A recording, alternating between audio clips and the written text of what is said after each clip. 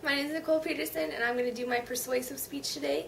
And this is my audience. If you guys will introduce yourselves. I'm Kevin. Todd. Jennifer.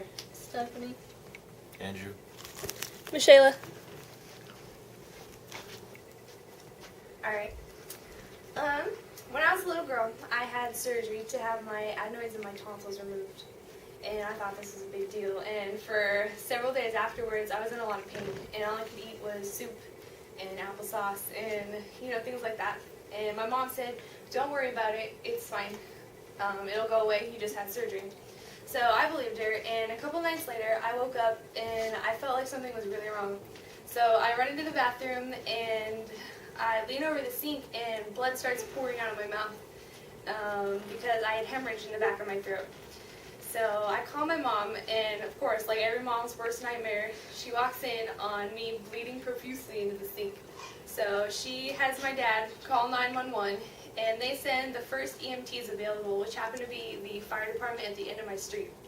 And they're on the phone with the EMTs asking how to stop the bleeding, and the best thing the lady says is to put gauze on the injury and make it stop bleeding. Well, of course, this is impossible, but they still try. So they're sticking fingers down my throat, which activates my gag reflex, and it turns even worse. So by the time the ambulance gets there, it's already a bad situation. But once we get inside and they get the IV started, the thing that I remember most is my mom took my hand and she said, just hold on, we're almost there.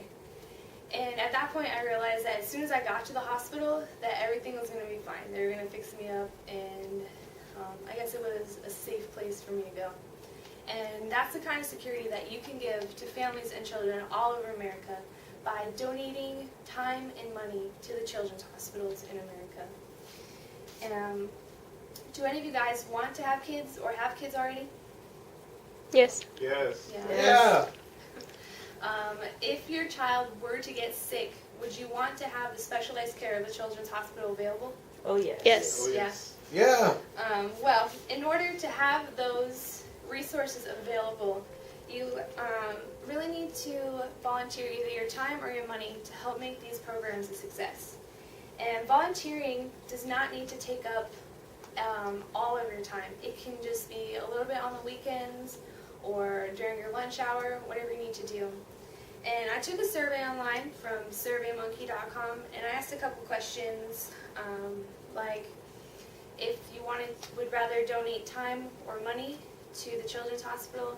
And one of the responses that I got back was that they would rather donate time because it was more valuable, something that they could actually do, and they felt better about donating time. So I would encourage you guys to go to the local websites for the children's hospitals in your community. And I went to www.phoenixchildrens.com, that's the children's hospital in my hometown, and I looked up some volunteer opportunities just to give you guys an example. And they have Reach Out and Read, which is where you go into the waiting room and you read to the children that are waiting for their appointments so that they're not bored and cranky by the time they even get to the doctors. Or you could be a mascot at the local community fundraisers or outreach events. You could help teach at the hospital school or do administrative paperwork if teaching children is something that you love to do and you would like to volunteer that. Or they have the Healing Pets program, which is where you can escort someone, the pet and the handler, around to the children's room so that they can see the dogs. And any of this can be done in little amounts or large amounts, as much as you're willing to do. And if you don't have any time, you can do things at home and not actually be at the hospital to do them. You can help with the planning and the preparation for the community outreach events. Or if volunteering really isn't your thing, you can donate money. And it doesn't have to be a lot. You can do $10, $15, $20. Absolutely anything helps them. And in my survey, I got the response of, well, I don't know if I want to donate money because I don't know exactly where it's going.